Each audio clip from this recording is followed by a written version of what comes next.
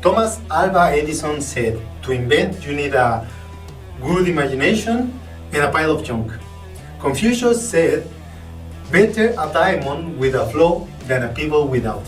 Hello, I am Juan Navarro. This is Advanced Quality Programs, and I invite you to explore the quality philosophies and concepts to apply them to our lives.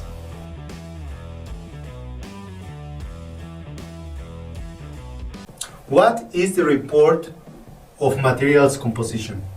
When we create a new design, we need to check the materials used first to confirm that the specifications are met, but also to prevent the risks of accidents or to prevent health issues as a result of using substances that might be dangerous.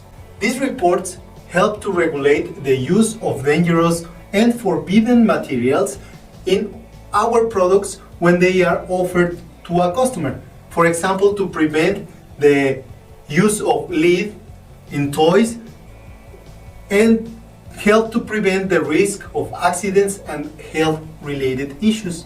The specific breakdown of materials and composition is also important when recycling a product. The reports of materials help the recycling companies to comply with the regulations and prevent pollution. Industries or industry associations create their global database that allows them to keep the information up to date for the specific sector. The complete supply chain and the suppliers should record the materials used in a central database. For example, in the automotive industry, there is the International Material Data System, known as IMDS, where for every part designed for each and every car produced by all car makers will be an entry in the system or a database that informs the size, weight, and materials used. Here, all customers reviews the report of all the parts in the supply chain when it is needed.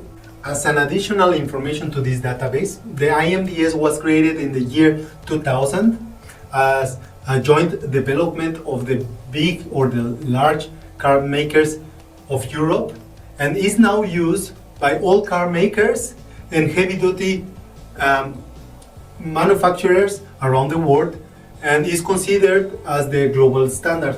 In the same way that the IMDS does it for the automotive industry, for industries like the consumption, pharmaceutical, construction, technology, and so on, all companies that offer a product to the final customer must define the way to report the materials used in their products and their material sources. First, material and basic substances. Second, the compounds of all subcomponents, the basic materials and all substances. And finally, the combination of both. Laws and regulations are constantly changing.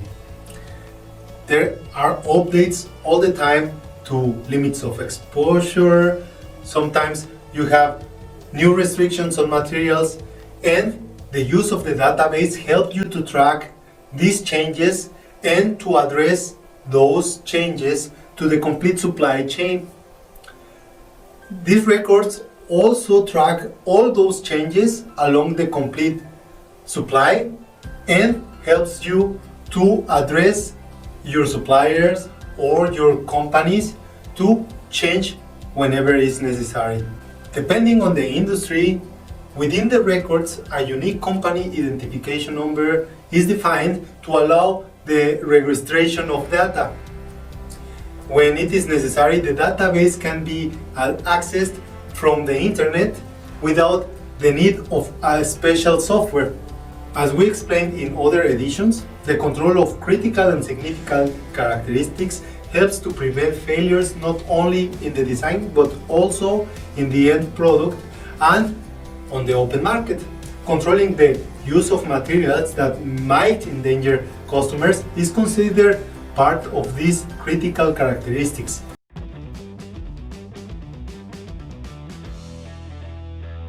That was all for this week. If you enjoyed that video, don't forget to hit like, and I will appreciate all of your comments and your subscription to the channel. I leave you with a quote from Leonardo da Vinci. Science is the captain and practice the soldiers. Don't forget to hit the bell, and see you next week.